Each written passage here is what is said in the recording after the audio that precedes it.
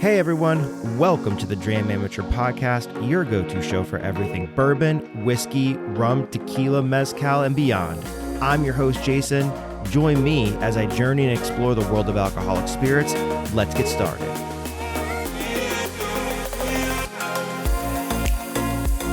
All right, welcome back to the Dram Amateur Podcast, a show where we explore the stories, spirits, and sips that make the world of whiskey, bourbon, rum, tequila, and mezcal and beyond so exciting. I'm your host, Jason, and I'm thrilled to have you here for another pour of a great conversation. Before we dive in, don't forget to connect with me on Instagram at Dram_amateur, as well as YouTube and Facebook under the Dram Amateur Podcast to stay in the loop with exclusive content and updates. Whether you're a seasoned enthusiast or just starting your journey into the world of fine spirits, this is your spot to sip, learn, and share.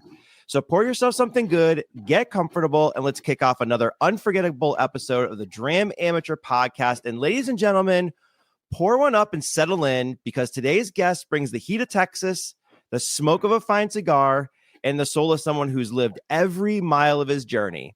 From the open roads of West Texas to the glowing mics of the Smoken Tex Podcast Show, this man has built more than a brand. He's built a brotherhood. His homie check-in reminds us to look out for each other. His party at the Moon Tower vibes keep the good times rolling. And his mission for genuine togetherness runs deeper than the bourbon in his glass and the cigar in his hand. He's part storyteller, part road warrior, and all heart, carrying the Texas spirit wherever he goes. Whether he's behind the wheel, behind the mic, or behind a pour, he's bringing people together one conversation, one cigar, and one story at a time. You've seen him letting up the feeds as the Smoken Tex Podcast Show, but today he's right here with us, live from the One More Pour studio. So grab your glass, light up your favorite stick, and join me as we dive into life, smoking stories with my guy, Raul. Raul, man, how you doing tonight? Man, I'm doing good. Dude, let me tell you something. I keep telling everybody, your intros are some of the best. I try to do it like you. I'm you know what? I give up, bro. Yeah, like thank you so much, man. Thank you. You're welcome, man. No, thank you. So I'll give a little bit of context about like how you and I got connected, and it's out of sheer appreciation from my side. So I didn't know who the fuck you were when you first started like connecting with me, and one day I remember you just posted like a reel of my whatever I did, my post, my podcast or whatever, dude, and I was like, first of all, this guy doesn't know me from anybody else. I'm like, he's just going above and beyond and out of his way to do something like that. And honestly, man, I mean, that was months ago now. Like, honestly, you and I have been pretty closely connected since then, man. Yeah. And I thank you for like your kindness, your friendship, and everything, man. I literally can't thank you enough. So like, it's an honor for me to have you on this podcast and see like you grow and everything like that. So this is going to be a hell of fun, man. Bro, hey, dude, I appreciate it so much. Yeah. You're absolutely right. It's been a couple of months, but I feel like we've known each other for a long time already, man. I mean, no, thank you for everything that you do. Hey, trust me when I say the honor and the privilege is mine, dude. I'm so excited, a little nervous, but I'm sure once I'm drinking this little Johnny Walker Black, my nerves are gonna calm down a little bit, and the whiskey's flowing. We're gonna have a good time, man. Hell yeah, man. Hell yeah. I tell everybody, like, this is the conversation. Like, I lean into this because this is my passion, to sit down and talk to people and craft questions that kind of get to know you a little bit more and share that with our audience. So, I mean, for me, this is just a conversation. So, dude, this is no different than you firing up the party at the Moon Tower with all the guys and everybody just having a good time. So that's all this is. It's just a smaller Moon Tower. Well, listen, I don't know if you want the full Moon Tower, because we get a little crazy out there sometimes. I mean, I'm sure you've seen it. Oh my God.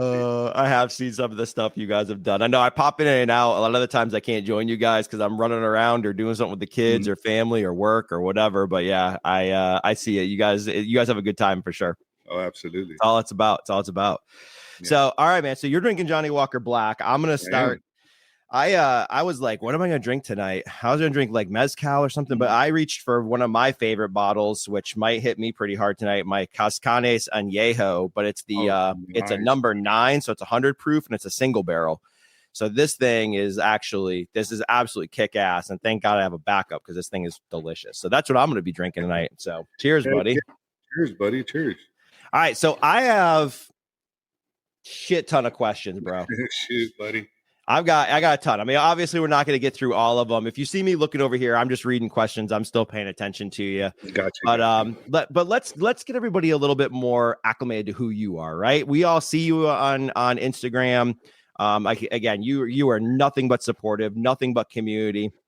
And I know I certainly appreciate it. I know everybody else that you interact with does too. But let me ask you a question. You describe yourself on Instagram as just a kid from a small West Texas town that loves God, family, and country. So, like, what was the pivotal moment where you realized that you want to take that kind of small town identity and like kind of jump into Instagram like you're doing now and take it to a wider audience? Where did that passion come from? Man, believe it or not, wow, God, how can I say this? So okay, let me put it like this. So I work out of town, right? So for 6 weeks, I go back to my hometown, and because I work in the oil field. So within them 6 weeks, of course, obviously, I leave my family behind, which is in Edinburgh. It's a 9.5 hour difference, right? Wow. So within that time, it just I was finding something missing. Even though I had my mom, my dad, and I even got my two boys that live out there from my first marriage, and they keep me somewhat sane, but I still found myself missing something, and I couldn't pinpoint it. And it wasn't actually, believe it or not, I was actually on TikTok for a long time, and it wasn't till Mike from Bird's Eye Bourbon. He Oh said, yeah. he said, Guy, why don't you come over to Instagram? And listen, at that time, I was still new into the I mean, the cigars, yes, but the bourbon was more something I wanted to get myself into. And Mike, being such a great guy, the way he is, he reached out and said, "Well, come to Instagram. It's a little bit more lenient. I know you're having a little bit of trouble, even though I did gain a pretty decent following on TikTok. It was about a little under 7,000, or a little Wow. bit, yeah. So I was doing good, but I found myself that I plateaued right there. Of course, obviously for the reasons that TikTok has, correct? So I did go to Instagram at that time. I had my account already active for quite some time. And funny story, it was my mom. My mom says, son, how come you don't post cigar content? You love cigars. I see there's cigar content. And now that you're moving just a little bit into the bourbon side, start doing something like that.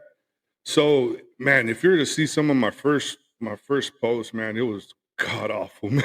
I mean, it was terrible, but I All of mean, ours were, man. All of oh them. my god. Uh I no, it was bad. It was bad. But yeah, so yeah, I started doing that little by little, and Mike always supportive. And listen, I've never been that individual that really looked for validation, I guess you could say. But at the same time, I would be sitting here in line saying that it does feel good if somebody gives you a like, every now and then. So little by little, with Mike's help, uh, he actually was the one started doing that for me. And then Carlos from CFT actually reached out to me next. He said, "Hey, I want to send you a care package." So little by little, with between Mike and Carlos, man, I just started. I knew a long time ago, even at that time, that one day I did want to start a podcast for myself. But here was the thing: I never been in front of the camera, never. So not even so much as doing a voiceover or doing a live. I never did it. So I knew eventually I was going to have to do that. So it was, and I can still remember the date. It was September 3rd, just recently, I posted out. And it's funny because if you go back, you're going to see that I was telling people I'm on a journey. I'm on a mission. This is the next step. Now this is the next step. I already did this. I feel comfortable doing this. So now it's time to move on to get in front of the lives now. I was scared. Scared, We man. talked about it. We talked Oh about it. yeah, Yeah. we did talk about it, Yeah. man. And I Yeah. was like, dude, I have no idea what it is that I'm doing, but I know one day I do want to start a podcast. I need to get myself comfortable doing this. So, man, I just went at it.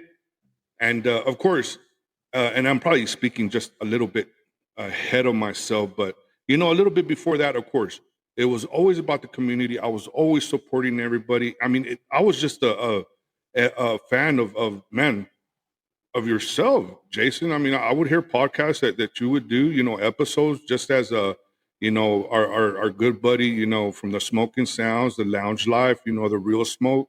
And I would, the exact same thing I did for you, I would do for them. So, the one thing that I found out pretty quick is that the community is very supportive, but I feel like there was something still missing. And I just couldn't pinpoint to what that was. Now, I'm not saying that I started anything or that I myself did anything.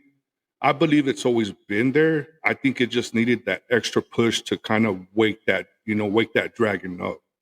And I feel like like here lately, like it's been going great, man. The listen. So I don't know if you've heard, like me and Al, I'm gonna be going on Al's, so we're gonna be doing something on his, but he still needed subscribers, so we could go live, man. Let me tell you, when you call out for the community comes out in packs. And let me tell you, because of what they did, come tomorrow, he's gonna be able to go live on YouTube. So I always wanted to show something about the community too, as well. So I mean, that's always been my goal. Let me see, man, dude, it's been a since September. It's just been, honestly, Jason, a crazy journey, a journey that I've never expected. Listen, I'm just riding the wave right now, and I'm enjoying it, and I'm enjoying the process. I'm still freaking out right now, you know, but I'm taking it as it goes. No, it's awesome. You're like the glue that brings everybody together. Like, I don't think I've ever, like, I mean, I got introduced to this whole thing because I needed a creative outlet. I have a friend that Sean from Smoking Sounds knows. He said, "Hey, dude, he likes cigars. I know you smoke cigars occasionally." He says, "I think you guys be a good, like, kind of crossover, right? Because bourbon and cigars go together." And I was like, "All right, cool." So then I met Sean. Sean just like brought me in with like open arms, right? And then I got to meet like Big Al, and Al brought me in with open arms. And then like you literally just popped out of nowhere. And like what I appreciate from you is, and maybe not nowhere, just for me, you seem to pop out of nowhere. You instantly are like, you're like the conduit, you're like the glue that brings so many different people together from so many different walks of life, experience, etc., and different ages. I mean, it's unbelievable, man. And they just seem to just draw to you.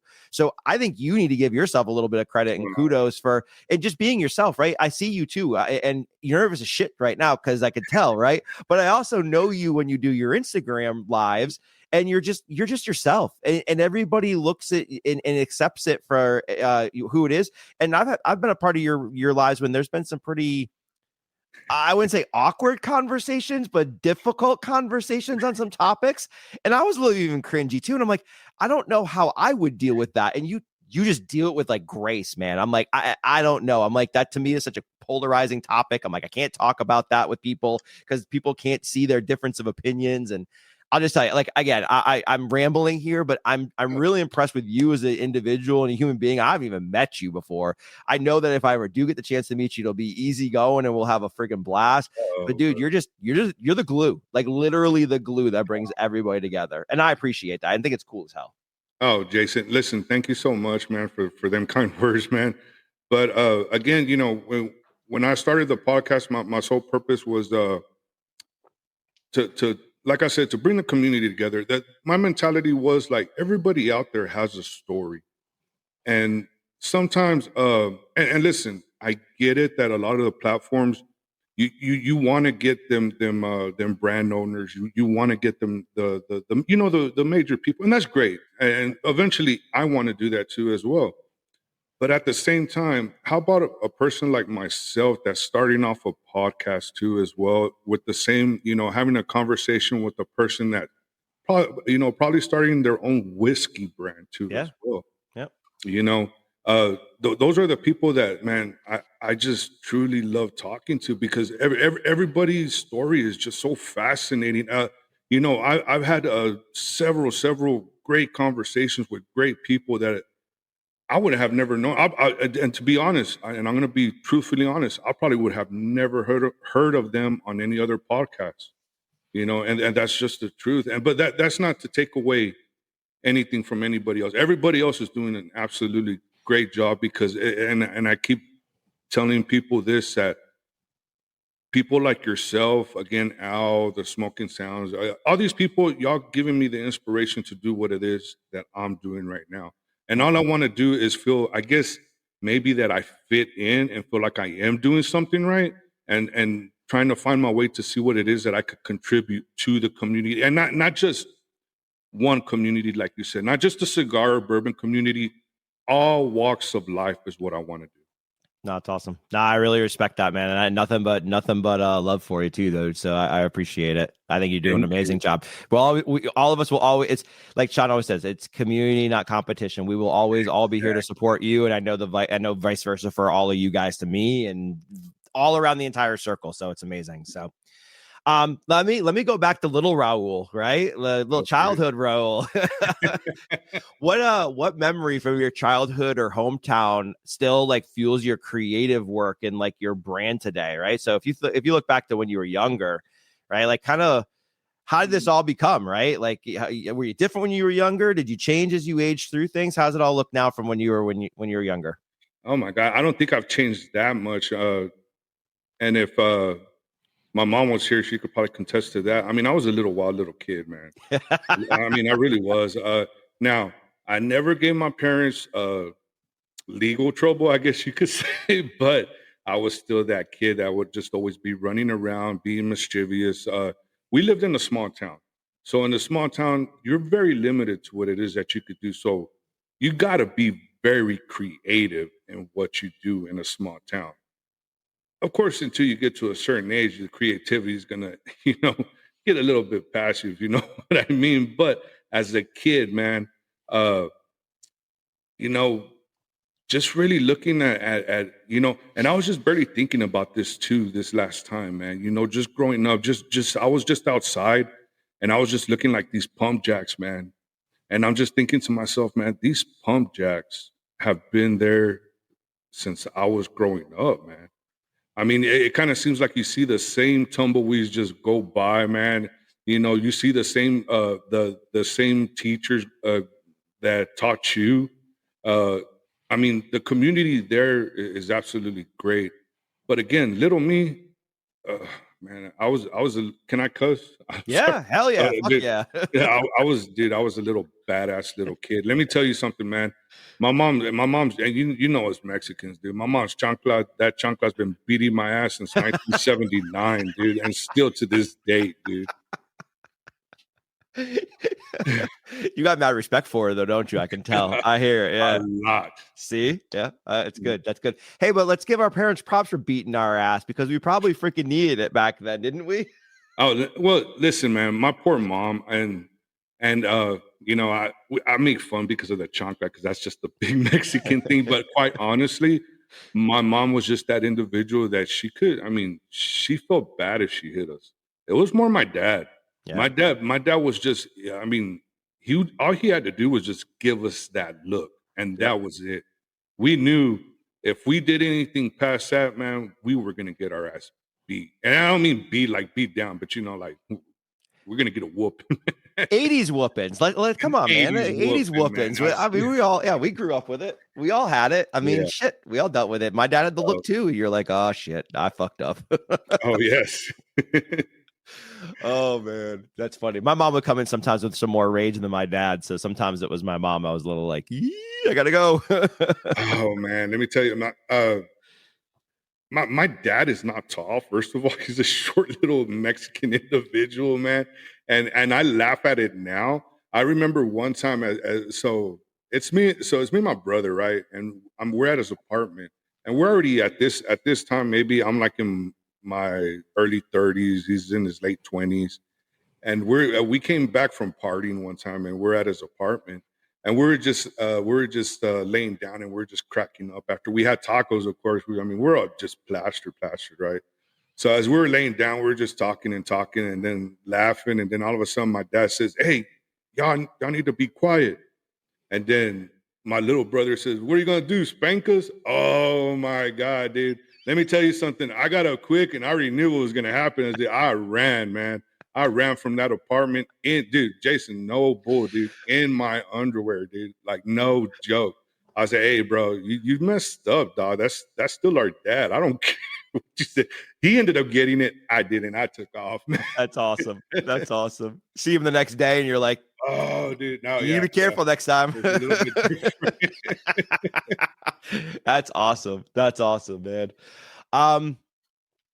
This is a good question. You kind of talked a little bit about it, but I'm kind of curious because they kind of go hand in hand. So when you launched your podcast, the Smoken Tex Podcast Show, and your influencer life, what do you think was scarier, the microphone or the camera, and why? I mean, they kind of go hand in hand, man. You can't do one without the other. So what's the scariest? You know, my one fear. Okay, first of all, to get to that question, I would have to just say a little bit of both, Jason. To be quite honest with you, and here has been always my fear. Okay, my fear was like, I'm gonna do something so much. I'm gonna make myself look like a fool, and that one video is the one that's gonna go viral.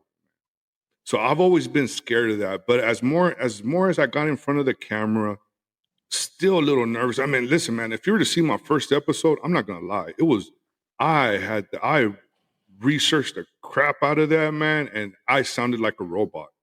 I really did. And even to this day, don't get me wrong. I mean, I still get a little bit scared, but it seems with time I get a little bit more comfortable. But man, dude, it still has to be. You know what? I'm gonna say the mic a little bit more, and this is why, because the mic will sometimes go off and you don't even know it.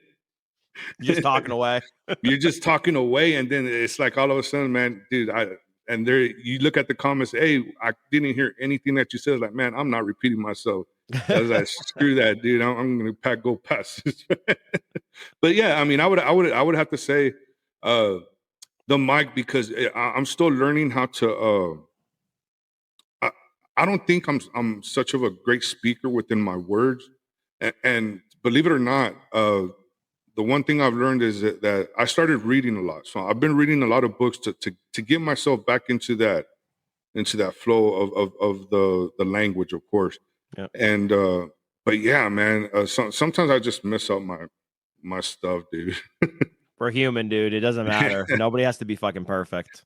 No, but I mean, I want to be at least semi-clear to what I'm saying. And I know there's been times where it's like, man, what the hell did I just say right there, man? You cringe. I mean, do you ever go back on some of your episodes and you just like, oh my God, dude, what was I thinking? Yeah. I mean, for me, I talk too fast because I'm from the Northeast. So like everything comes out of my mouth at like a million miles a minute. So there's some things that I like listen to and I'm like, what the heck? What did I just say right there? I'm like, I have no idea what I said. So, well, see, not only that too, but I mean, look, there is such a thing as West Texas slang too, you know, and just like where you're from, you probably have a little bit of that slang. So there's going to be times that people may not understand what it is that I'm saying, just like I wouldn't know what it is that you're saying sometimes, but I'm just going to be like, okay, you know, just to keep the conversation going. But yeah, man, I mean, you learn, man. You learn as you go, man. But I still get nervous, man. I still get, but I think that's good. I think that's good to be nervous because it keeps you on top of your game. Yep. In my professional life, every single time I've been preparing for like a big meeting or setting up in a conference and speaking on stage, hell, even I just had I did like an informal kind of meeting with my team a week or 2 weeks ago now. And I did the full intro, like the podcast. So I had like music going. I like typed up a whole intro for the person that was going to be presenting. And we like came in with like passion, everything like that. I was so damn nervous. I'm like, dude, I do this all the time. I'm like the manager. I can do whatever the hell I want. I'm like, why the fuck am I nervous right now? But you're nervous because you know you care. Like you give a damn. Right? That's really what it boils down to. I think that's what it is. That you care so much that you want to do good for. Yep. Not only, I mean, listen, for me to sit here and say that there hasn't been a lot of naysayers or has, you know, and you know how that goes. And sometimes you just want to feel like saying, you know what, kiss my ass, dude. You know I could do this. Yep. you know, and it just it it drives you wild sometimes, man. Sometimes I still think about the stuff, and it seems to me, man, I'm sorry, man, I'm just going off, dude. No, yeah, Yeah, no, yeah, good. no, man, because it does steam me up sometimes because I remember, and not to get out too much off subject, but I remember just a little backstory. I remember there was this one time, and I won't mention who, and I never will, but uh, I went for some advice, okay, and the person's exact words were, "There's not enough room here at the table." Pretty much is what I mean. That's what he said. Wow. So I just said, first of all, motherfucker, I wasn't asking for your permission for me to start this off. You know, I said, I'm a grown ass man. I'm going to do what it is that I want to do. Two, watch me because I am going to do this. Maybe it's going to take me a little bit of time, but I am going to do this. And not only that, but I'm going to be such a gentleman that if you ever come to ask me if I could be on your platform, I'm always going to tell you, come in, sit down, let's have a talk. Yep. But it's little things like that I remember that just really fueled me to do the things that I'm doing now. And because if you see, Jason, man, like, dude, I'm working on overdrive. When I mean I'm working on overdrive, there's things that I'm thinking outside of the box. I'm trying to do things that are outside of the box. I don't want to limit myself to say, okay, I'm gonna do an episode here, and here's the reason why, because I work so much. Yeah. But I still want to have that routine. Not only it's good to have that routine so you could practice, within yourself, like what I'm doing right now. And it's been great for me. So that's why I was like, you know what, I'm gonna have a morning roast and toast. Yeah, Okay. I saw that. I'm gonna have a live, man. I'm gonna have a live right now. Why do I gotta limit myself to just one a week, man? If I want to do 5, 6 a week, man, I'm gonna do it. I have the platform to do it. I'm gonna do it. So it's little things like that I'm really diving into, man. Like I just would, again, I want to just be all over the place, and I don't know if that's a good thing or a bad thing, or eventually people are gonna get tired of me. But I feel like I just want to do anything that my head says to do. Yep. I just want to do it. You know? No, I support you with that too, man. It's difficult. Like, I mean, I won't go through my whole like past and stuff like that. But for me, like I've always been very self-conscious in certain ways and things like that. And for me, like jumping into this space, I'm not a very creative person. So this is my creative outlet. Right. And I was like, okay, cool. This is either going to go swimmingly or it's going to suck. So yeah, don't go back and listen to my first few seasons of the podcast because it's friggin' trash. But I finally then started to, I connected with some people at one of the whiskey events here in Atlanta.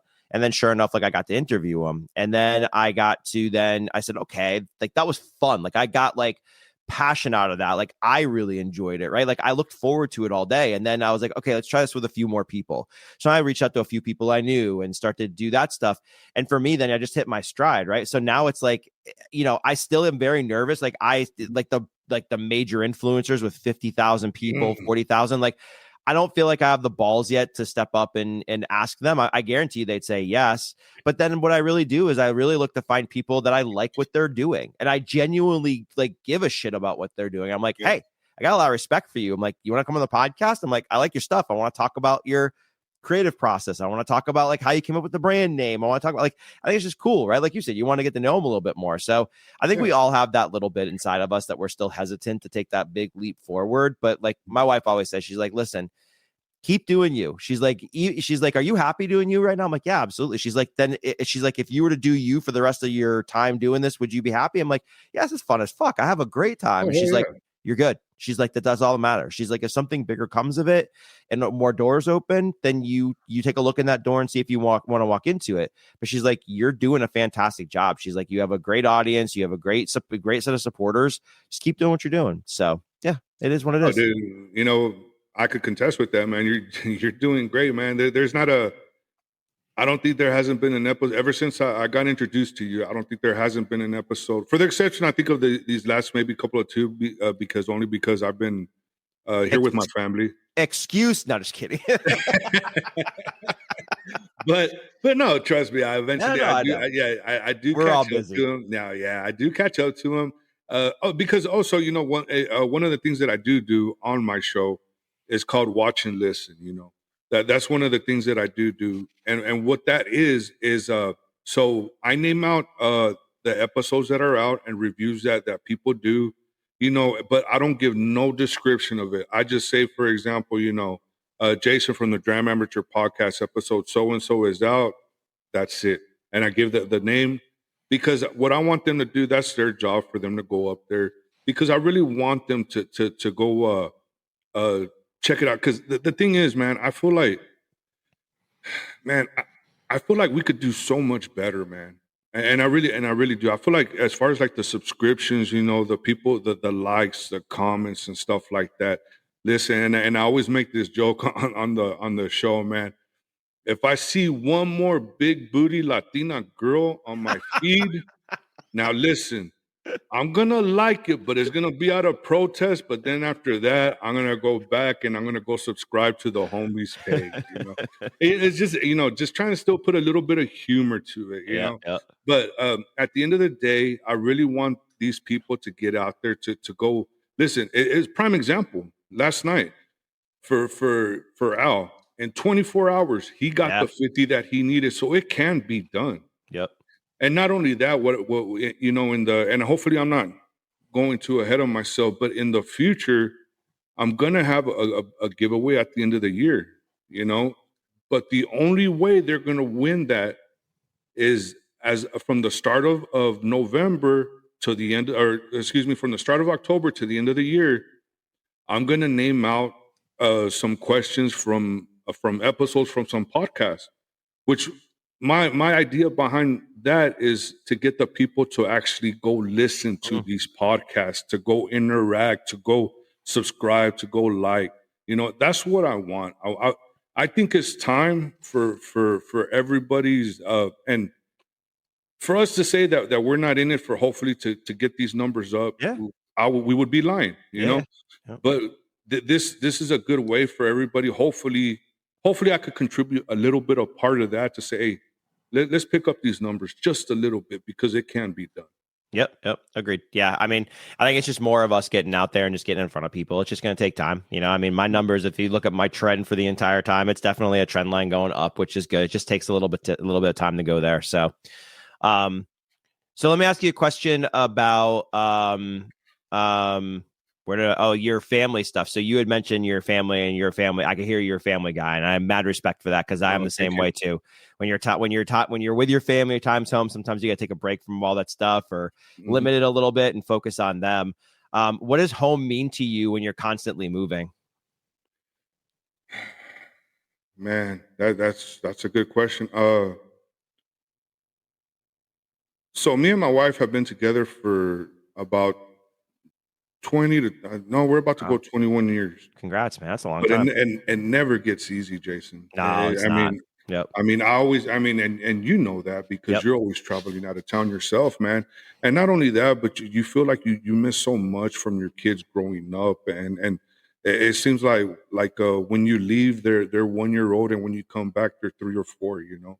And that's something that's a hard pill to swallow, but hopefully it pays off. And I guess, and I don't want to get, I know I'm rambling, but to what homes mean to me, man, it's everything. Home is everything for me, man. I would rather just be here.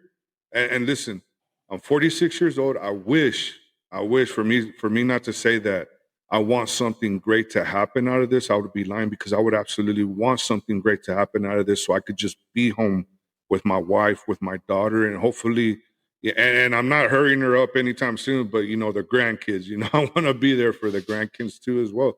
But man, home here is everything. You know, my dad always taught us, you know, you put God and family first, and you're never going to go wrong. And just make sure at the end of the day that them knees don't get weak, you know. And I always took that to heart, man. I said, man, dude, you just wrote a country song, I believe, man, out of that. But I mean, but it's the truth, man. And I've always held that. That's why when you see in my bio, you know, God, family, and country, I take that to heart, man. Yep. You know, I really do, because God is everything to me. You know, without God, obviously, I don't know if you're a religious person, you know, but You know, God is everything for me. My faith is everything, even though, I mean, I act the way I act, but you know, I know he forgives me. Yep. So, but man, my wife, man, my wife is everything to me, man. I mean, I love her. I adore her. When I told her I wanted to do this, 100% support, man. And I couldn't ask for a better partner in life, man. And That's awesome. yeah, That's awesome. so I mean, yeah, Best friend? pretty much. The going to your question, man. And it's kind of hard to put that, Yeah, but I told you I was coming. I got good. I You want did, people. man. I mean, I really want people to understand the different side. Right? They see pieces of you. I mean, I've Yes. heard some of this stuff from you in the past too. So it's like they see pieces of you, but some of these questions I want to get a little deeper, not too deep, but just deep enough for them to be like, man, dude's a solid guy, man. I appreciate that. No, man, but I mean, I guess we're still trying to figure out life at our age, Jason. Oh Does yeah, that make yeah. sense? I mean, listen, man. I feel like I'm having a midlife crisis starting a podcast right now at this point, dude. I don't know. Did you What buy a it is I'm Corvette? Did you doing. buy a Corvette or No, a Mazda? Okay, no. then you're good. Then you're not even there Dude, yet. so my son just bought a Harley Davidson, Oh man. no I was shit, so really? jealous. I don't tell me what year because I have no idea. But all I say is like, son, first of all, be careful with that thing Yeah. too, you know. And two, I need to get me one. And my the first thing my wife says, "Are you crazy?" I said, "You could barely ride a bike, man, a regular bike." Mine too. My buddy bought a motorcycle. He bought a street bike, and he's like, "Hey, I need somebody to go ride. I only live 15 minutes from the house."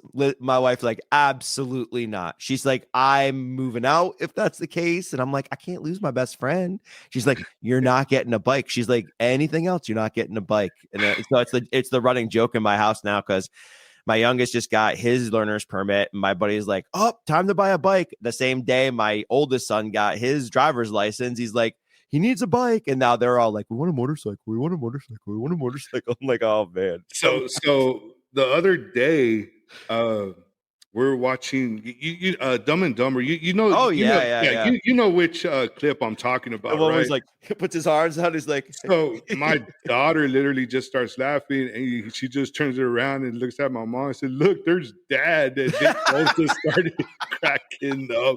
I was like, "Man, both of y'all suck right now." "Oh, that's hysterical, dude. Yeah. That's hysterical." No, it's not. I don't think it's a midlife crisis. I think it's just, again, I think it's just something. I think just kind of hearing you and seeing you, right? It's your way to just connect with people, right? Like you said, you're traveling so much. It's a new way for you to connect with, and it's a similar passion. We all like the same things. I mean, like you're a family guy. I'm a family guy. I'm sure there's other family guys. I mean, Sean's a family guy too, right? I know Yeah. Al is too, right? It's just that point in our lives where we're all kind of in the same kind of space. We all have family people. We all work our asses off, and this is our kind of time just to kind of chill and have a good time. In a similar space. So that's dope. Well, see, here's the thing too, Jason. Like, I give y'all so much credit because I can't do what you do, and when I mean that is as far as say give like somewhat reviews on tequilas, bourbon. Oh shit, my reviews. I have shitty tasting notes. My palate's terrible. I know, so that's why I always said, okay, guys, I know I love cigars, I know I love bourbon, I know I love to drink, period. But I'm never gonna do a review on it. Not only that, but you have some amazing individuals that honestly, they're the OGs, and I'm gonna give them their respects. And if anybody tells me, you know what, I'm more than happy just to send them their way. I'm gonna tell you what I'm smoking, and I'm gonna tell you what I'm drinking, but that's as far as it's gonna go. Yeah, I can never do that, man. Yeah. I got to pick out vanilla and caramel and maybe some awkward taste in something, like, yeah. And cigars, like I don't I mean, to me still, I mean, all the cigars I've had, and I don't do a lot, maybe once every week to 2 weeks, but like for me, like I'm still struggling to get sometime like different flavors out of them too. So I struggle with that quite a bit. I enjoy doing it, and I know I can taste cigars that are a little creamier than others. I can taste cigars that are a little harsher than others, the pepper spice, all that kind of stuff. But like, I'm not getting like sometimes the fruity notes or whatever some people pick out of them. So yeah. I mean, and honestly, Jason, the thing is that there's so much right now, like so much cigars that are coming out. There's hundreds. Like, oh, dude, and I'm not saying anything that anybody else hasn't said. I feel like we are living in a great Yeah. time where Yep. the boutique era is just like, I feel like it's just an amazing, amazing thing that they're doing.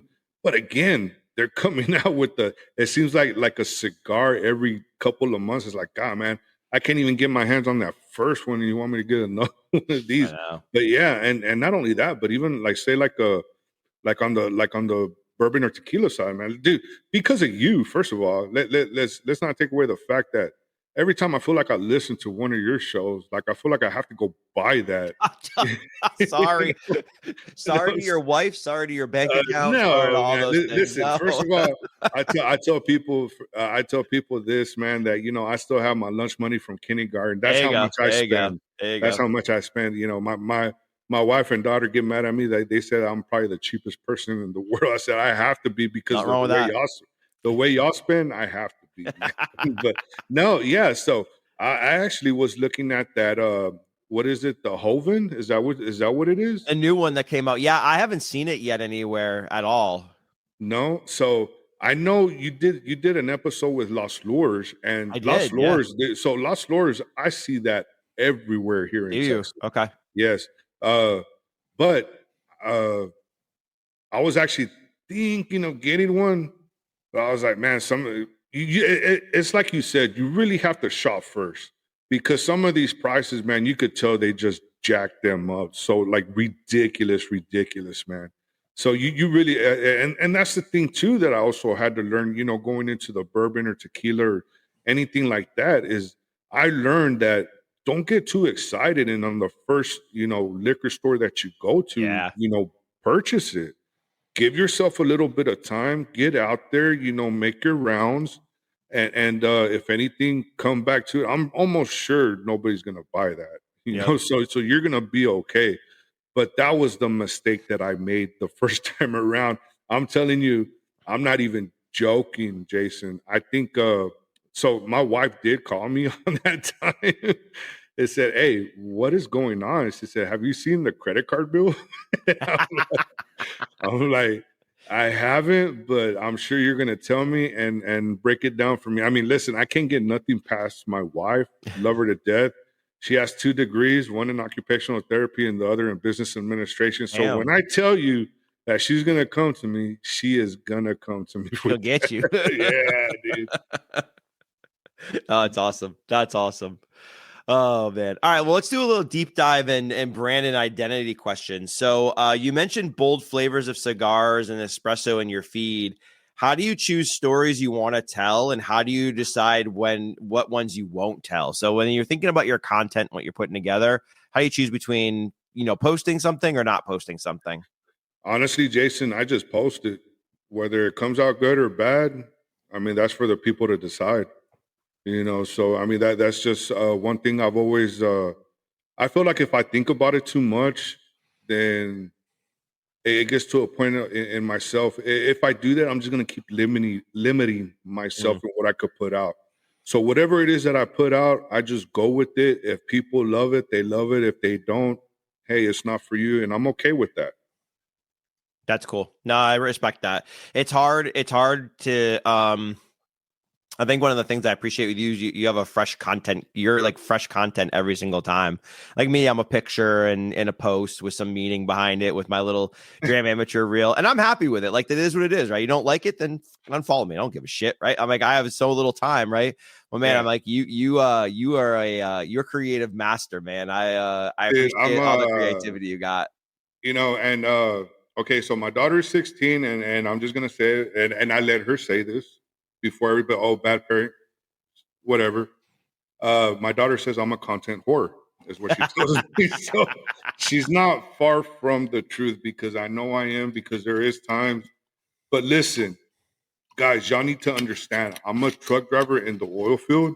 I get so bored sometimes that I'm just there seeing what it is that I could throw out. And there's times I throw out 5 to 6 reels a day, man. Like no joke.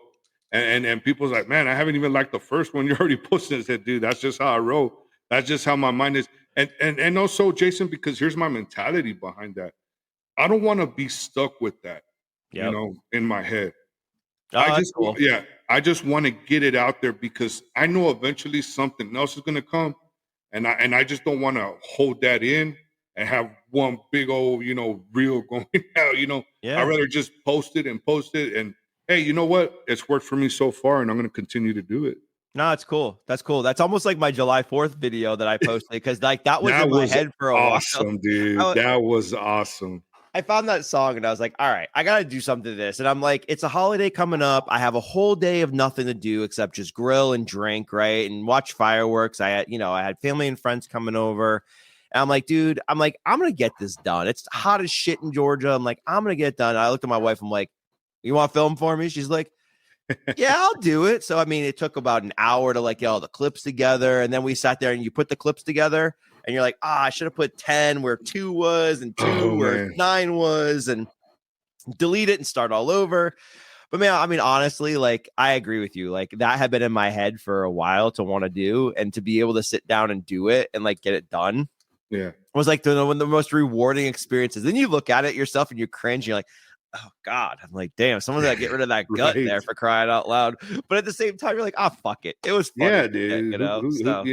I mean, you got to laugh at yourself sometimes. And not only that, but for example, like today I launched my format through IG Live because I was like, I know you reached out and said, hey, let me help you. But here was my mentality on that. I was like, man, guy, I really got to figure this out for myself. Because I'm not always going to have everybody out there and I can't always reach out to everybody because it's not, listen, at the same time, we all have a life and it's not fair. Yeah. But I appreciate, I know. I know if I was to call, you would be there. But I was like, man, I really have to figure this out. Now, did I break my head? Oh my God, dude, did I break my freaking head, man? I was like, how do people do this, man? Oh, dude, it drove me wild. So it took me 3 times, but I think on the 3rd time, I finally got it. I was like, crap. I said, this is why I can't get on IG Live. But not only that, I did throw it out to the people, and I feel like I owed it to the people. That came out weird, like I have people now. but no, what I'm trying to say is, I wanted to give them a little bit of behind the scenes. Like, hey, look, I'm suffering, man.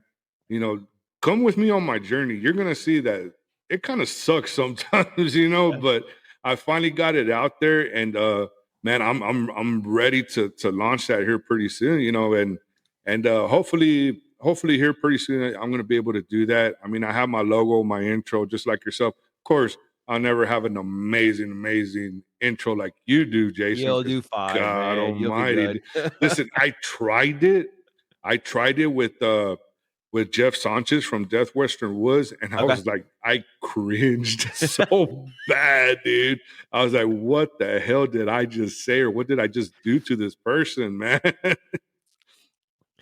It's fun. It's fun to write, man. It takes time. I mean, it takes a lot of time. And I mean, same thing with me happened with Instagram. So I used a different podcast platform or recording platform before I used this one.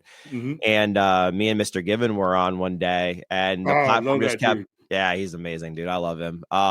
The platform just kept screwing up, and we were on Instagram Live, and then all of a sudden, like the live just like stopped, and I was like, well, what the hell? I'm like, I lost everything. So I was like, okay, well, what am I gonna do to go right onto Instagram and not go through a platform? So I went and bought the little wireless mics, and I bought the whole setup. Yeah. And I have not one time set that damn phone up right with the wireless mic. I haven't done it one damn time because I can't get out of my own damn headspace to be like, okay, I need to sit down. I need to fuck this up 3 or 4 times and then just get it done and get it going. So one of these days I'll do it. Oh man, let me tell you something. I remembered. So where's that little thing? And I think I have it here somewhere. So this little thing right here, I remember when I first got it, and this is what I started doing my lives with, right? Oh yeah, okay, yeah. This little thing, Jason. Did I suffer with this son of a bitch? Did I suffer so bad with it, man? Like I couldn't even figure it out for the life of me.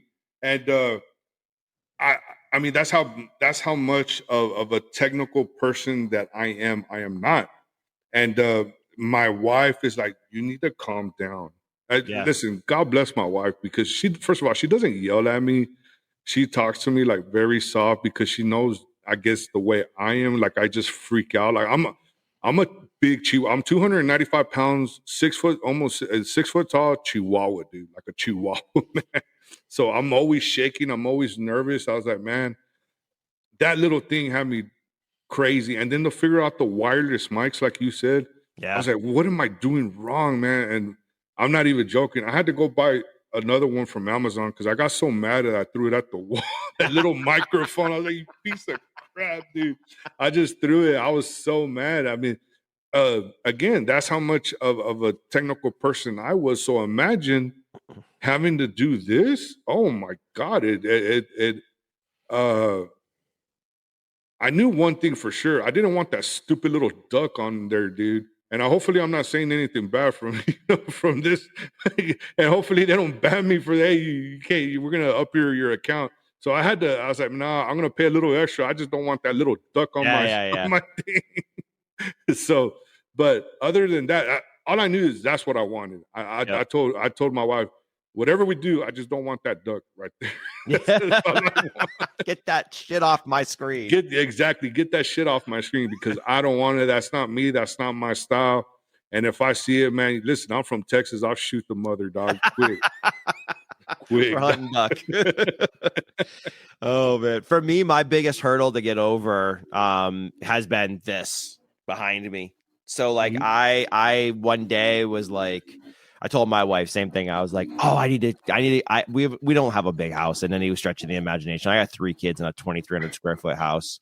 And I was like, I don't know how, I'm like, I need a space. I need a studio space. I need a backdrop. I need to be able to do all this. And like, I literally sat there for like 4 hours on a Sunday afternoon, like just key banging ideas, watching these reels, watching Pinterest shit, all that stuff. And I still, like, that was months ago. I still don't have anything behind me. And I finally just resorted to the fact that I'm like, look, fuck it. I'll figure it out at some point. Yeah. I want to go live, like not live, but I want to post like this, like the videos on YouTube. Like I really, really want to. I think that's like the next step for me. I told my wife, I said, okay, I think I got a plan. I'm going to do it over the holidays when I know I don't have any work going on. I got nothing, doing. I don't have to waste a few hours on a weekend to go fuck with something and spend time with them instead. I'm like, I'll figure it out. It's just like you said, it's one of those things, right? You sound a lot like me. You get so passionate about something and you want to dive in and understand it. But at the same time, you're like, I want to do this okay and not half-ass it. So it's like, it's this mix of like passion and patience. Yes. Listen, man. Again, if it wasn't for my wife, Jason, I probably would have spent about $2,000 trying to come up with something, dude. And it took less than, like, no joke. I think altogether when it was all said and done, and this is just for anybody that's out there, it took maybe less than $200 to do. Yep. Yeah. So yes, if you have a passion, go for it, but be patient. Don't. I wanted to buy freaking cameras. Like, okay, first of all, who am I? What is it that I'm doing? Why do I need this, camera A, B, and C? Yeah. What am I doing? You want the multi-angle ones? Like, what am I doing, man? I'm not. I feel like I'm like The Rock or something. Like I'm gonna be doing an action movie or something. It's like, Mike, listen, man, it would be great. And I told my wife, maybe later on when we go through that crisis, maybe they'll come in handy at that time or at that point. But as of right now, maybe not just yet I need it, but eventually, don't get me wrong, Jason, maybe start off with 1 instead of going with 3 or 4, you know? Yeah. So you're absolutely right, man. Like people, I've noticed that quick, that you could, when you're passionate about something, sometimes that passion clouds a lot of your judgment. That you want to purchase everything like the best of this, the best of that, because of course you have it in your head. It's like, man, I want to get this. I want to rock it and roll. But hey, at the end of the day, you got to take your time, baby steps. Eventually, you'll get there. And I'm just saying that because that's what my wife told me. Yeah. No, it makes sense. I think for me too, with it all too, it's like, it's not FOMO, but I think it's respect. Because if I look at other people's like backdrops, I'm like, bro, like Whiskey Morgue has a fantastic backdrop. Dude, his backdrop's dope, right? Dude, not only that, but everything that he does amazing. Is freaking phenomenal, man. Agreed. Drinks with Wayne. If you ever go look at Drinks with Wayne's profile and see some of his videos, he's a big tequila and bourbon influencer too, dude. Right? His backdrops are like impeccable. Like I'm like, and it's natural. Like it's not. He's not forcing it. It's like a room in his house that he's got all set up and everything. Yeah. It just looks so like aesthetically good. And I'm not that guy. Like I'm not an interior designer. I have no idea what the hell I'm doing. I don't want just a sheet hanging on a damn wall behind me. But man, it's cool. It's badass. And to see that, so like. You see that and you strive not for what they have, but you strive for your vision of something like that. Yeah. So it is you're right. Cause it's like you can get paralyzed by it or you spend a shit ton of money trying to figure it all out, you know? Oh yeah, absolutely. And that's the little thing that I'm having a little bit of a dilemma myself too, because of course, you know, again, I go back to West Texas for 6 weeks. So imagine trying to come up with a backdrop every single time. It got to the point where it's just like, you know what? I'm happy like this. Yep. You know, it is what it is. I am who I am. And even at my parents' house, I have this big old barbecue pit. And the more I thought about it, it's like, hey, the Smoken Tex, that actually works out pretty freaking cool, man. So, you know, a lot of the times, you know, the natural environment works just as great as anything else, man. Yep. So, I mean, listen, I got a backdrop. First of all, don't order nothing from Temu, guys, because you're gonna get the Temu version. I'm telling you. Did you order something from Temu? What did you order? So I ordered. You gotta let me know because I haven't done it yet. So I did order the backdrop, right, with my logo, and you know how you could put your logo on there. Did you really? Yes. So, but Jason, it came out nothing like that, dude. First of all, the snake looked like a Sacco from Nick Foley's when he pulls it out of his freaking crotch, dude. First of all, that's how it looked like, dude. It was terrible, man. I was like, no, man. So that's why I'm saying, you order something from Temu, you're gonna get the Temu version. So don't do that, guys. I promise you that. I was so pissed because, man, I was like, I was all excited and happy about it, right? I paid like $70, man. Holy shit! And yeah, dude. That Temu was cheap. I did too, man. That's what I thought. I was like, dude, I thought Temu was freaking cheap. Kiss my ass. It wasn't, man. So yeah, again, don't order nothing from Temu. And not only that, the Texas thing looked like a freaking pancake, man. I was like, get out of here. I was so mad, dude. I was like, you know what? I got, and then my daughter's like, she's just laughing and laughing. I was like, dude, why are you laughing? Because she told me, she's like, I told you not to do that. She said, you should have just got it off of Amazon. This is more credible. You could have got it from here and you would have only paid $45. So I was like, you know what?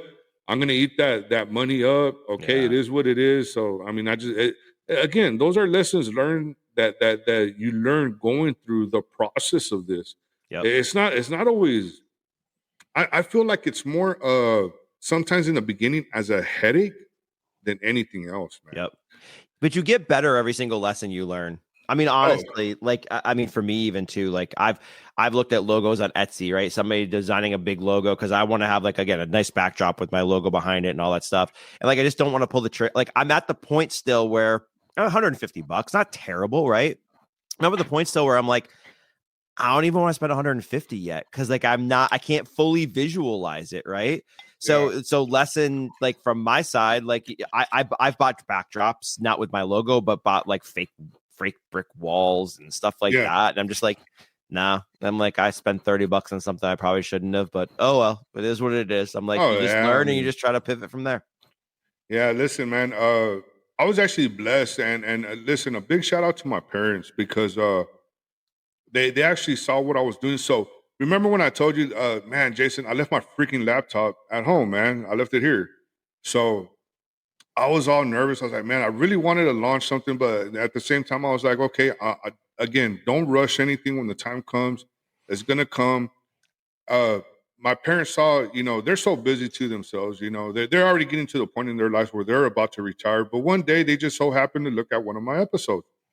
And they said that I had them just dying laughing. That's awesome. So believe it or not, the next day I was actually, I went to work slowed down a little bit. They said, go ahead and go home. I went home and my parents came and was like, here, son.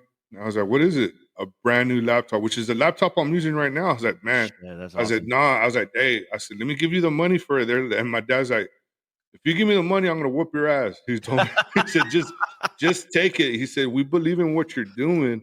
He goes, we've always known that you're a character. We just didn't know to the extent of a character that you are, man. Like it's and I didn't know how to take it at that point, to be quite honest. I was like, man, are they saying like I'm goofy or like am I like what is it that they're trying to tell me? But long story short, I took the laptop. I said, thank you. God bless him. You know, thank you, mom and dad. I love you so much and like with anything that even your kids do, you want to believe in them. Yeah. So for them to even at this age, at 46, man, it's still it touched my heart in such a beautiful way, Jason. Like, man, dude, thank you. That's I cool. didn't have to, but thank you. That's really cool. No, your parents sound dope. Oh, dude, my parents freaking growing up, man, that was the house everybody wanted to be. Oh, you had those parents. I had But at the same time, I was like, so my dad would always come out with this thing, every time, like when we got in trouble and he was about to, he got the belt, he did the little click. Yeah. And he was like, I'm about to beat your ass, right? I was like, but why? And he said, I'm doing this because I love you. And I'm just looking at it and said, no, fool, you're doing it because you're pissed off at me right now. What are you doing? But I never understood that. And that's what my friends didn't get, because anytime my friends went over, my mom's such a sweetheart. She would cook for everybody. My dad, too. He would barbecue for everybody, which that's where I got my barbecue skills from, But yeah, I never understood none of that. I was like, guys, if y'all only knew what happens behind closed doors, guys, I said, sometimes I'm telling you, the chancla has been beating my ass since 1979, and it hasn't stopped since. I mean, my mom is a skilled boomerang thrower at this point because I mean, I could be across the room, she'll get it, she'll throw it, bam, bullseye every single time, Jason. That's awesome. The good old days, man. The good old days. Absolutely, man. Yeah, absolutely. All right, let's get in some other questions here, reflection questions. But this one's going to be like a bourbon and a cigar one. So, your choice, right? Do one bourbon and one cigar that either change your perspective or that you really enjoy and appreciate. Man, so I always tell people as far as the cigar goes, and I mean, it's a little bit of a long story, but to make it short, it's going to be the Perdomo 20th anniversary.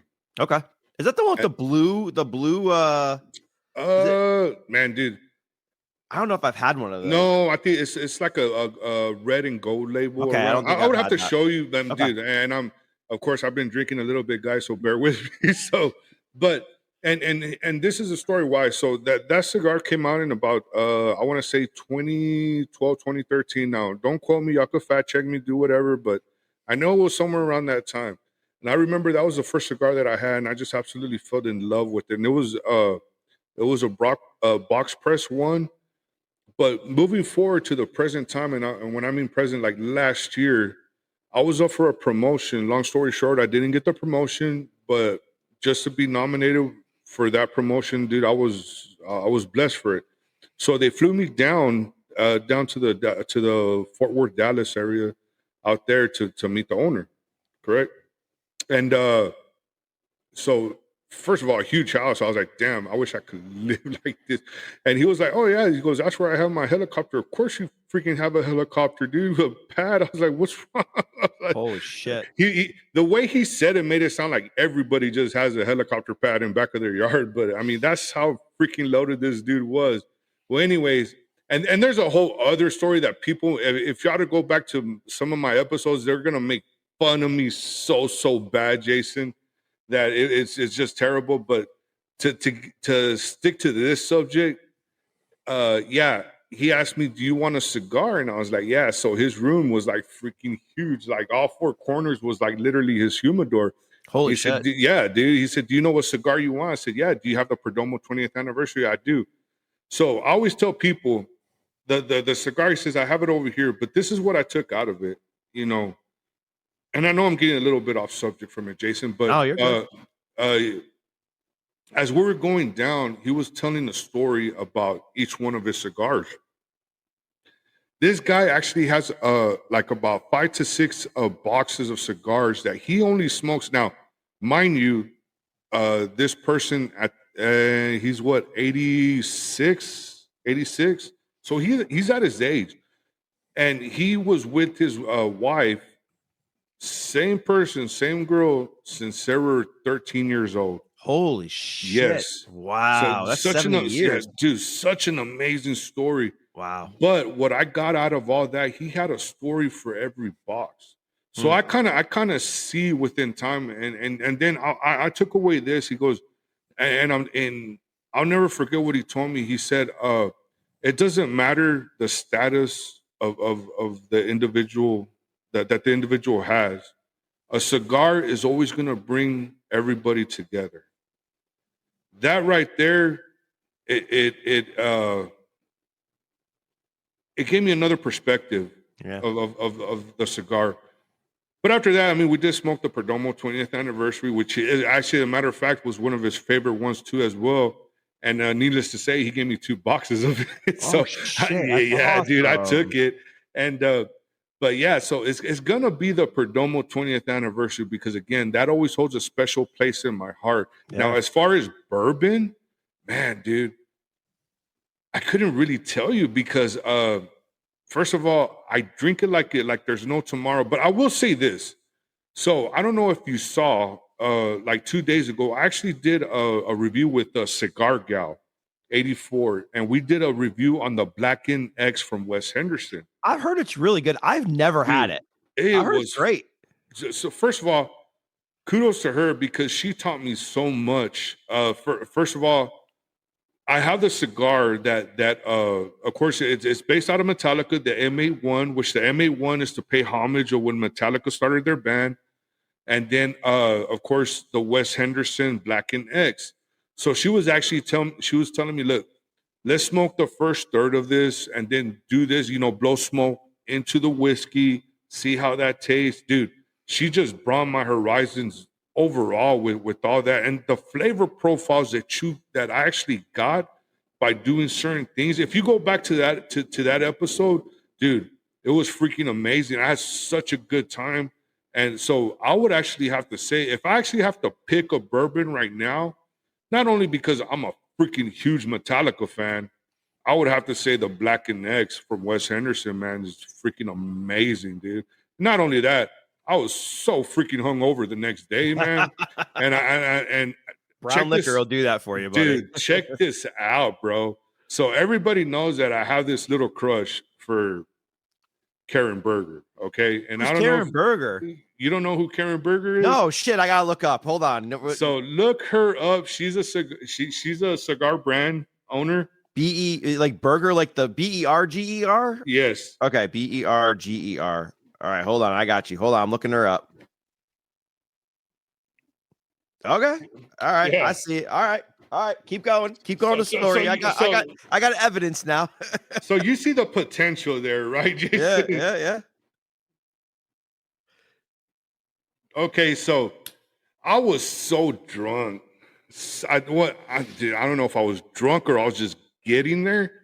I actually tagged her, and at the end of my post, so usually what I do at the end of my post, I usually say, hey, let's take a snapshot. We'll take a snapshot, and I'll post that out to say, hey, thank you so much for coming on, and telling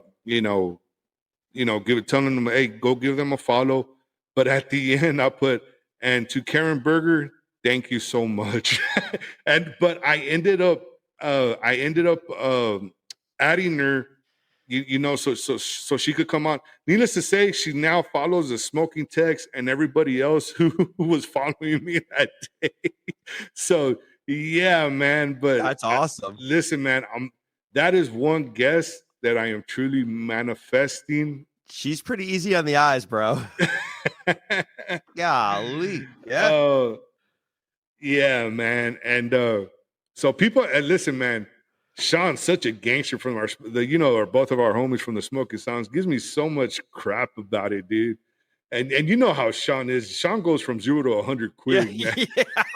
So he gives me so much crap about. But listen, man, I get it, man. Because if it was the other way around, I would be doing the exact Oh same thing yeah. to him, man. Yeah. So it's all fun and games, and man. But listen, man, I woke up the next morning, and a buddy of mine's like, dude, have you seen your post? I was like, nah. Oh, I was like, well, I said, what are you talking about? I said, yeah, did you see what you write? I said, dude, I don't even freaking remember what I did after this point, dude. I said, yeah, go check it out, man. And that's when I saw it. And thank you, Karen Berger, winky face, heart, winky face. I was like, dude. So yeah, people give me so much hell about that right now to this day. And but listen, man, hopefully that manifestation will come to reality, which I think is going to hopefully pretty soon, man. So that's what I'm saying. You never know. Sometimes your dumb antics could end up paying off in the future, man. yeah, it's true. It's true. I mean, just me, just having having the opportunity to interview people that I would have never thought I had the chance to interview. I mean, I have mad respect for everybody I've had on this year. Like, I've been blown away by everybody I've had on. So, like, yeah, you just never know. So just lean into it and keep rolling with it. You know, the people that you have had, Jason, it's been nuts. This year's been huge for me. Kudos, it's bro. Been fucking awesome, Kudos, man. dude. I'm so happy for you, man. It's been a lot of fun. I have another one I'm going to be releasing in a couple of weeks that I was blown away with even the other night too, which he's a pretty big influencer in the space, has had his hands in a lot of brands and what they're doing. What he's doing now is just cool as shit too. So it's been fun. So no, dude, lean into that. I'm glad you owned it too. Even the next day when you're like, oh yeah, no, absolutely. And listen, I know you will never say this, but I'm going to say it for you guys. Jason is such a grinder. First of all, how you make time to do what you do, I applaud you, man, because I know you're always in. First of all, I was like, man, where's Jason? He's in Mexico right now. Like, what the hell is he doing in Mexico?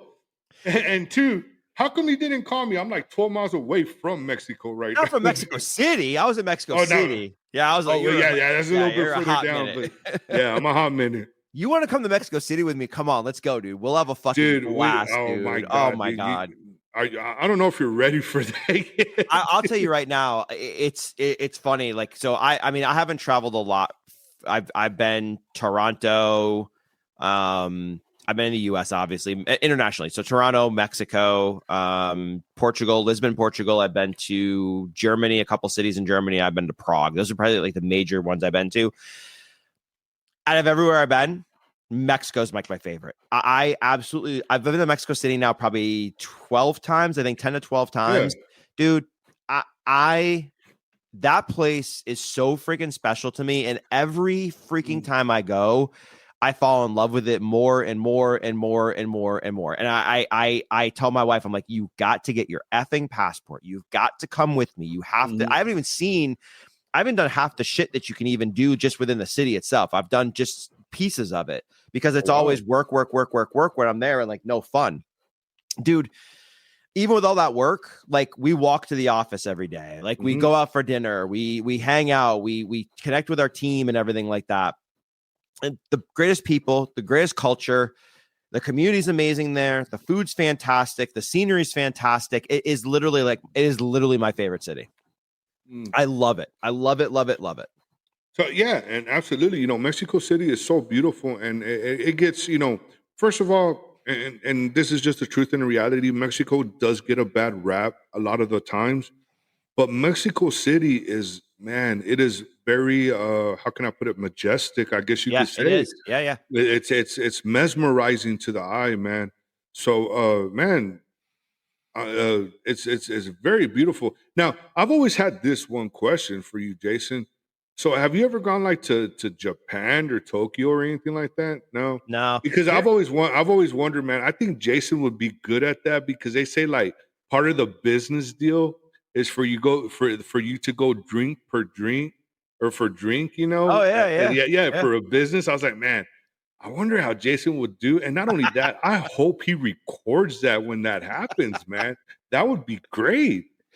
Tequila all day. Like I'll go drink for drink. It's funny when we go to Mexico, like me and one of the like my guys down there, we're like, we need the biggest margarita that you can possibly bring us. My God, dude. This last time when we went, it was a nicer place. So there were a little smaller cocktails. There wasn't huge margaritas. But then at the end, we're all sitting around. Everyone's like, the guys that come by, dessert. I'm like, no, I don't need dessert. My fat ass does not need it. And I looked at my guy across the way. There was 12 of us. I'm like, mezcal? He's like, mezcal? I'm like, yeah, what do they got on the menu? So he's looking. And he's like, he goes, you know what you're talking about, right? Because we were talking through I'm like, yeah. He's like, here, look at this list. So I look at the list. I'm like, oh, that's it. So like, you want to do mezcal? He's like, yeah, let's do mezcal. I looked on the table. I'm like, who wants mezcal? The number of hands I saw go up, shocked me too. Cause I was like, I didn't even know half these people drank mezcal. So you ended up getting like, I think 8 out of the 12 people like pours a mezcal. And like, that was really cool for me to sit there and like drink mezcal with the team. And they did like a shot kind of thing. Like some of them shot it. And I'm like, you don't shoot this. This is good mezcal. You don't shoot it down. Wow, man. But man, it was so much fun. It's like, so yeah, I could go drink for somebody with mezcal or tequila. So yeah, it would be a blast, man. I love doing that stuff, dude. And not to mean, well, okay. First of all, now I already feel that Johnny Walker hitting my mouth, but but not to turn the interview around. But I've always wondered this: what is the difference between mezcal and like reposado and all that? I mean, is it just different aging processes or what? No, so mezcal so tequila is technically a mezcal. Mm-hmm. So tequila is made with only a single variety of agave, so only Blue Weber agave.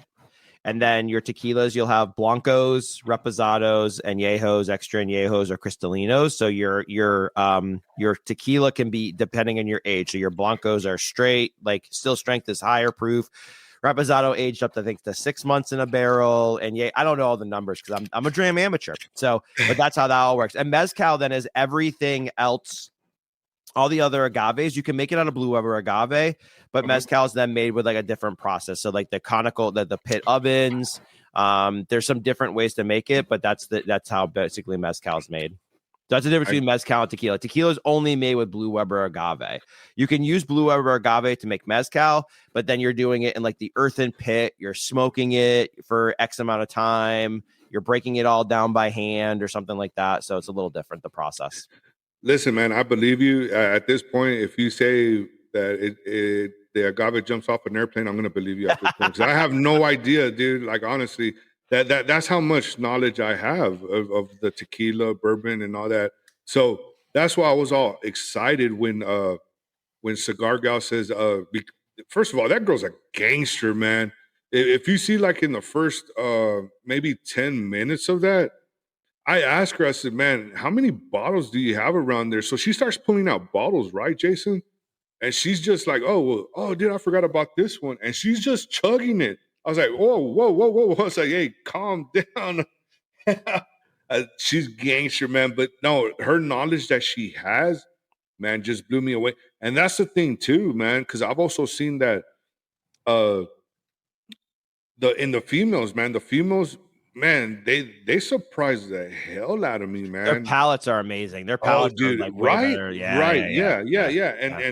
And let's be real, for it to be in a male-driven industry, they hold their own, man. Oh yeah, hell yeah, they absolutely hold. They're and that's one of the things that I love doing. Again, going back to my show, dude, is I've had some individuals that a lot of females that and that's a lot that I've been trying to promote because I want to put that out there that says, hey guys, the females are gangsters too themselves, man. Yep. They're rocking it, they're rolling it. I've been seeing some of these girls that the knowledge that they have has just been crazy. Yep. Yeah. It mad respect for them in a lot of areas because their palates are amazing. They're extremely educated on this stuff. Like I got to interview Kate Perry, who's the brand ambassador from Le Maison Villaire. And like, that was like an honor, like for me to sit down with Kate and have an hour of her time to talk about her. Like I told her, I'm like, I could talk to you for like 4 hours more and ask you questions. Dude. So like mad respect, dude. Listen, when I saw that, I was like, oh shit, Jason has Katy Perry. I was like, No. I was like, Jason has Katy Perry. I was like, hold on, man. I said, because I kissed a girl and I liked it too. Let me see what Jason's talking about. And I was like, oh, it's Kate Perry. Perry. Just and listen, probably when more famous than Katy Perry, well, to be listen, honest with you. listen, when I did my review, I'm not gonna lie, it actually slipped. It slipped. I said, and Jason has Katy Perry. Guys, excuse me, Kate Perry. But no, I actually did see that episode, and wow, She's man, amazing, dude. Amazing, dude, amazing. Yeah, she knows so much, and she's done so much for like the rum industry and bringing it here to the Americas. It's really, really cool. So, oh man, the rum, dude. Like again, I got you. Watch your shows over the holidays. You're gonna get the box that I owe you with all the shit in it that I owe you. It's gonna be probably dude, like again, this fucking big. Listen, I know you're always busy, dude. And again, when so I'm actually working on merch myself too. So are you really? Cool. Yeah, trust me. So when that happens, hey, it's on me, and I'm gonna definitely send you one because listen, man, I love you so much, dude. You've always been a great supporter, dude, and dude, you're just freaking awesome, man. And but again, going back, every time you do an episode, I feel like I have to go buy that again. Rum, dude. Oh my god, dude. That actually, I actually had my first bottle of that Flor de Caña, the one that the picture that I sent you. Flor de Caña is pretty good, huh? Yeah. Dude, so I actually tried that and god dang, dangerously good, first of all. Yeah. Because I felt it the next day. And I'm starting to figure out that this 46-year-old body just cannot handle a lot of things anymore, man. I'll tell you, it's the brown liquor. Like if you move to tequila, dude, your body processes it so differently. My body does not like brown liquor anymore either. So like I've cut back on the bourbon and I wouldn't say cut back. Just I'm not buying as much. I still have everything I have, but I just like take my time with it a lot more. And that's why I lean a lot toward mezcal and tequila right now because my body just appreciates a little bit better than the brown stuff, you know? So I hear that a lot from your episodes, Jason, where you did go on a big bourbon adventure, and then all of a sudden that you stopped. Like you just got pissed off about it. Like I'm done with this. I'm moving forward to tequila and to rum. And dude, but not only that, of course, obviously there's other liquors out there that I mean, listen, I a lot of the stuff that I learned really does come from your show, believe it or not. Appreciate that. The knowledge, and don't sell yourself short. The knowledge that you have is more than what I have, man. So definitely when you say something, I was like, okay, well, if Jason said it, then I have to go buy it. I appreciate that. Yeah, no, I try to be a decent influencer in this world. Try to be. Let me get back to another question because I want to get through, right? I want to get a lightning round too, and respectfully your time. Even though it's a Thursday night, it's Friday Eve. Let's fucking party. Dude, I'm off right now. So screw you. Right I got to work tomorrow. I have 7:45 a.m. meetings with Germany, so that'll be fun. When you look 10 years ahead, and you're at your peak influence, I mean, you'll get there before 10 years, but just go with my question. What's the one thing you hope people say about you? Well, first of all, thank you on that. I would hope so. Man, dude, that's a damn good question, Jason. Listen, I hope if anything comes out of this, that I was just a person that had a vision. That first of all, I love to smoke a cigar, drink some whiskey, be on the mic at this point, and enjoying everything in my journey.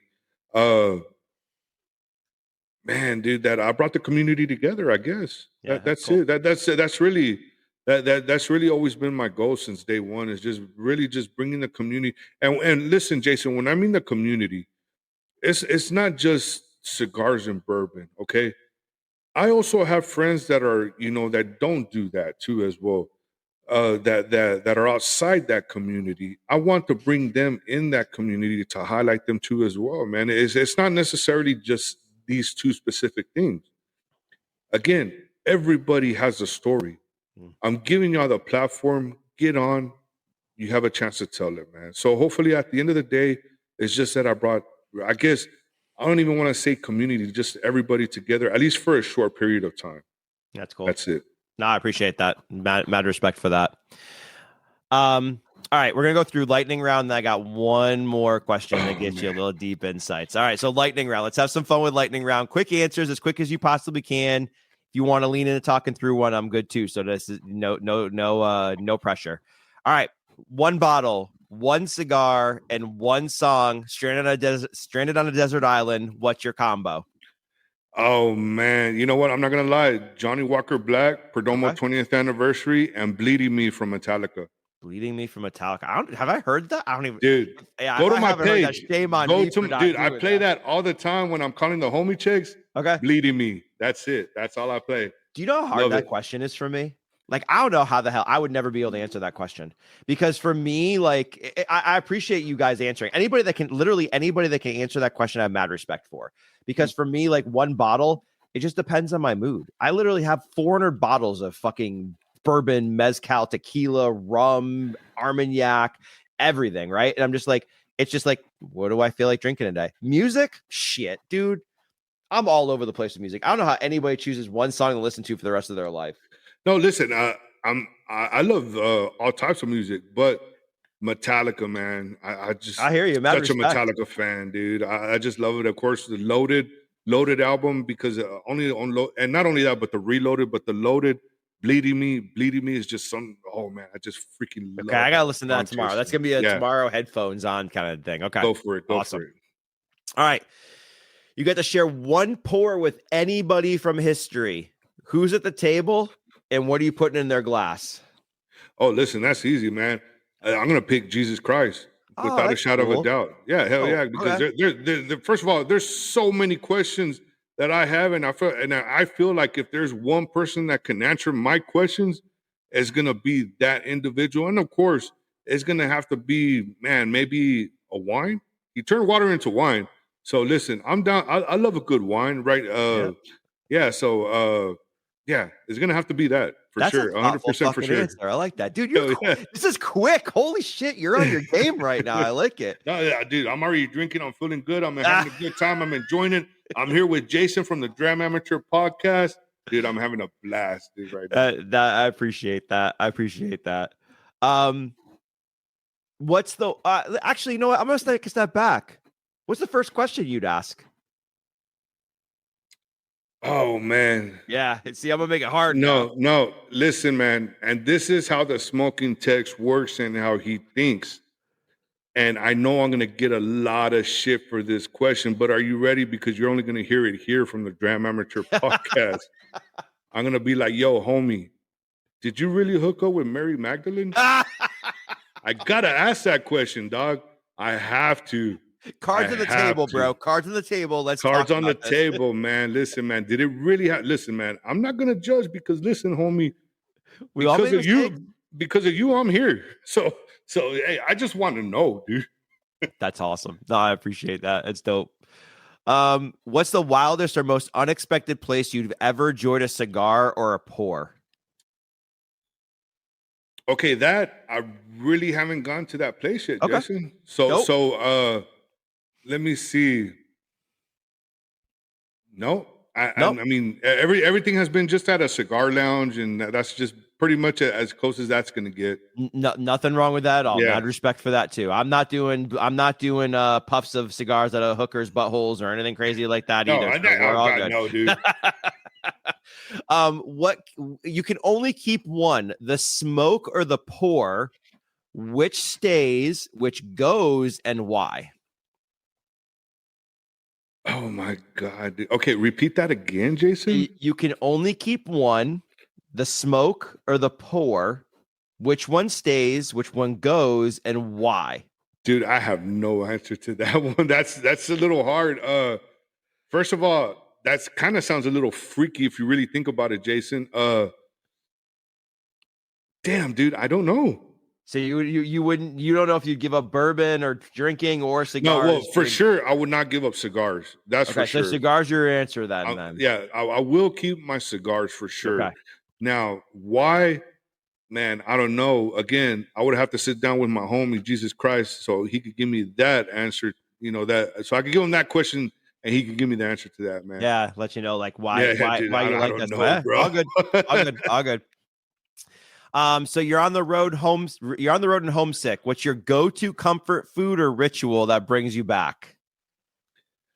Oh man. Okay, so that one's gonna be an easy one. So I'm sure since you go to Mexico City a lot, the one favorite home cooked meal that I love that my mom makes, and she makes it for me on every birthday. And first of all, my birthday is 420. I didn't Badass, know right? that. I Yeah, didn't know that at 420. all. 420, the Smoken Tex, Nice. 420. I like it. Badass, right? So the one dish that I do love is mole. You know So, what's funny? I've never had mole before. dude, freaking okay. Is it that good? Okay, I mean, I love it, dude. Don't ask me what the recipe is because I have No, no idea. Dude, I heard it's very complex. I heard it's really hard to make. Yeah. So I love mole, and not only that, the side dish has to be the way my mom makes it with rice and peas. Ooh, okay, yeah, dude. I love, and with the fresh corn, she makes fresh corn oh my tortillas, god, dude. me and your mom gonna hang Hell, out, bro. oh, Like, bro, oh, you would dude, love my mom. I'm telling you, my parents' house was where everybody wanted to be, man. Yeah, man, that's my favorite dish of all time, and not only that, but the love that my mom when my mom cooks, she cooks with love, dude. that's awesome. And you could tell, you could tell she cooks with love, and it just it like oh man, I know one day, as we all do, we're gonna have to face that fact that we're just not gonna have, our parents, Yeah. around. Just I mean that's just the way it is, and that's just the way it goes. But I will always remember, man, because my wife makes that too. When she actually steps up, and when my mom can't make it, my wife does, and my wife just nailed it. And it's always going to take me to that place where you just feel like you're a 5-year-old little kid That's cool. sitting down, and your mom is making you that. And man, let me tell you, it's gonna put a tear in my eye. That's how much I do love that dish, man. That's cool. I've always heard too that like mole is like if you have a good one, like and somebody knows how to make it, like it's like life changing. I've heard that from several people. And my mom makes it from scratch. Yeah, that's when I say scratch, I mean the chocolate bar and all that. I mean, it's just awesome. It's a technique that you would figure by this time that I would actually just sit down and actually watch her. But dude, I just don't. Yep. I just don't, because it's like I have my mom, and I shouldn't take advantage of that. I should actually just be watching what she's doing. Yeah, I heard it's hard. I heard it's not easy. I that's why I've heard like mad respect if you get somebody that makes good mole. It was funny story. When I was in Mexico City a couple weeks ago or a month ago now. I was like, hey, we're at the dinner table. I was like, hey, anybody ever heard of fucking menudo? And they're like, oh yeah. I'm like, all right, listen, I got this buddy that I follow in Texas and blah, blah, blah. They're like, I'm like, what the fuck is menudo? And I finally found out what menudo was. And I was like, okay, I'd try it. I think it'd be pretty good. Bro, it's very unique. Let me tell you something, dude.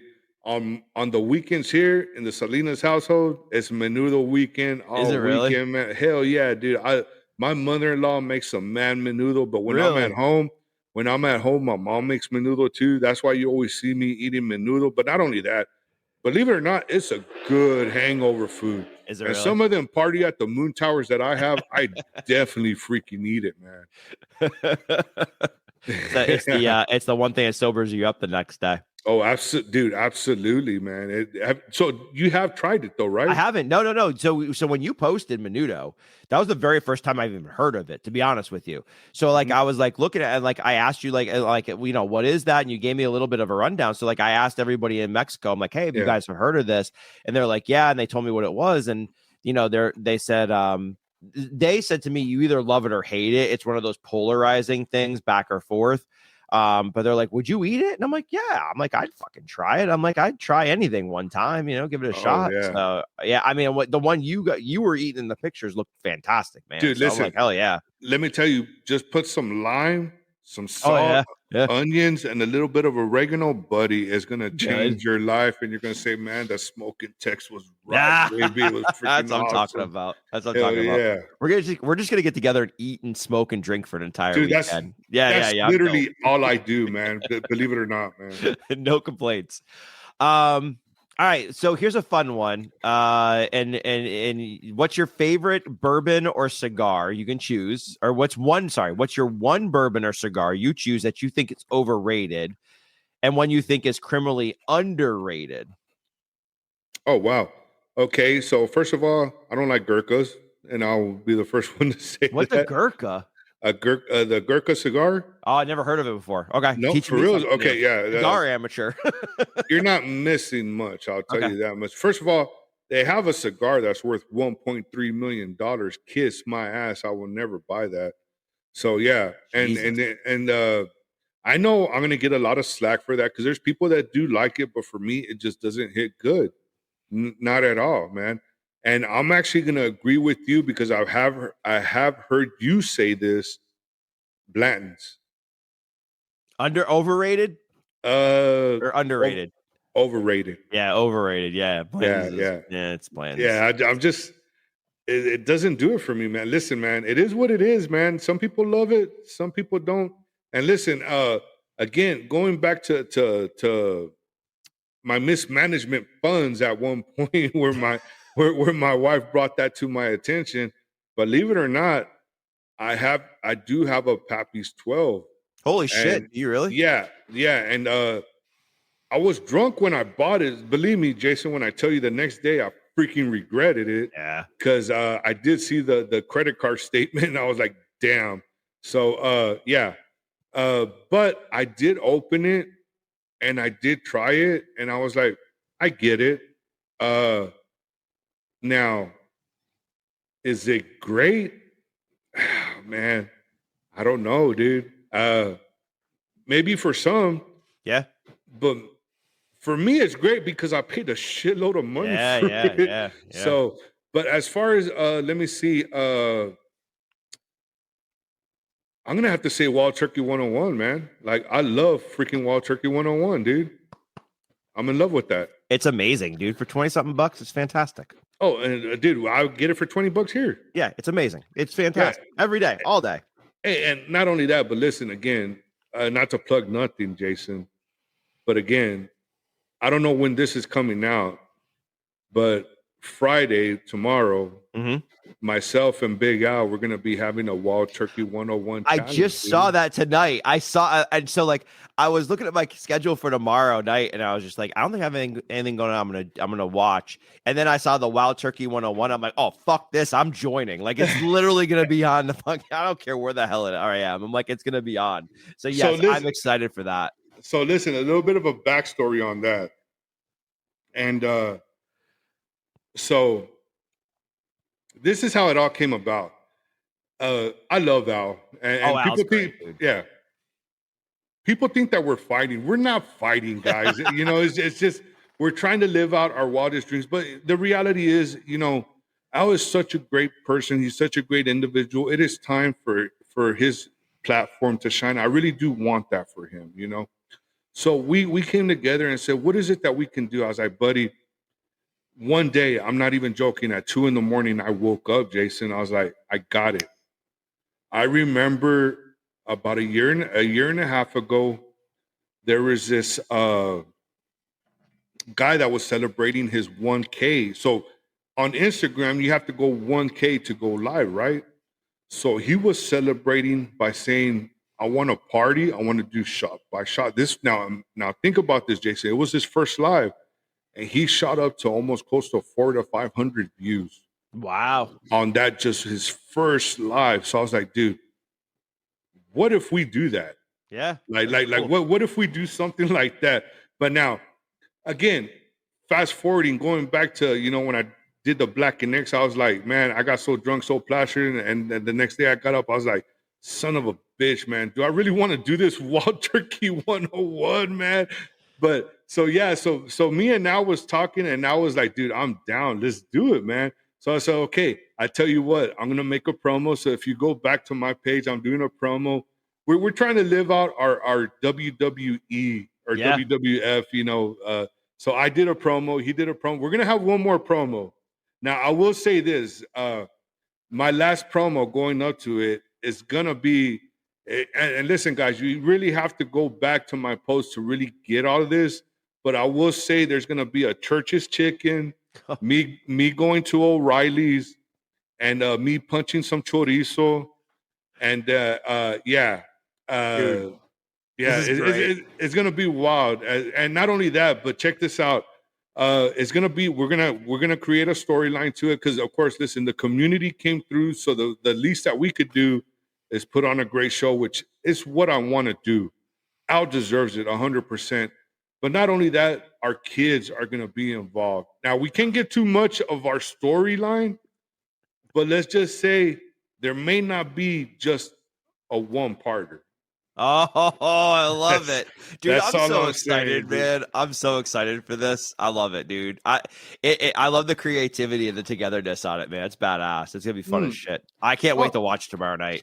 It's gonna be awesome, man. Listen, man, I'm gonna have a blast with it. And again, Jason, not only that, but I was one of them individuals like yourself that I just first listened to on the radio, going to work. To calling them a friend just like yourself, to calling them a brother at the end of the day just like yourself. And you know what? I feel like I owe so much to the guy, to all of y'all, man. I mean, all of y'all have been great in my podcast journey. Y'all all have been nothing but supportive. And dude, I hope I could what I'm doing do it justice and hopefully to y'all's caliber, man, because y'all doing an amazing job, man. Hopefully I could do what y'all doing, man. Nah, I appreciate that, man. Nah, do your own thing. You're doing amazing. Keep doing what you're doing. Keep growing and everything. So that's what's important. All right, one more rapid fire, then one more final question to make you think before we finish it out. All right, rapid fire. Finish this sentence. At the end of the day, all I really want is a cigar. There you go. I love it. All right, there you go. You heard it first. All right, final insightful question. This one's a little long, so let's get through it here. Okay. All right. You've built a brand around the smoke, the pours, and the journey. If you had one more pour in your glass right now, no filter, no camera, what would you hope you were thinking in that moment about your journey, the wins, the regrets, and the future? Oh, Jason, now that's dang, that's such a good question. Man, okay. First of all, you're gonna have to repeat it because I'm such even in my head, I'm a dyslexic fool. So first of all, for the poor, yeah. So for the day's over, right? The day's over. You're sitting down quiet by yourself, and what are you thinking in that moment about your journey, the wins, the regrets, and the future? Well, first of all, that I did something good to impact nothing but love. But believe it or not, I know it's such a cliche, thing, but love does go a long way, man. And hopefully, when it's all said and done, what is it that the Smoken Tex did is to bring everybody together in nothing but humor and love, man. The regrets, listen, man. Again, no cliche. I really don't regret nothing, man, because I'm just that individual that I just keep pushing forward. And if I just keep thinking about the past, and then I have nothing to look forward to in the future. So I just keep it moving, man. I don't have no regrets, man, at this point. No, that's awesome. That's awesome, man. Well, hey, this has been fun as shit. I have mad respect for you, dude, and I love you, man. I one of these days we're gonna get to meet up and hang out and do stuff, dude. I have mad respect for you. Thank you for coming on the Dram Amateur podcast and hanging out with me. Like I was stoked when you were like, "Fuck yeah, let's do it." I was like, "Hell yeah, let's do it." Hey, listen, Jason. First of all, thank you so much, dude. Again, it was such an honor and a privilege.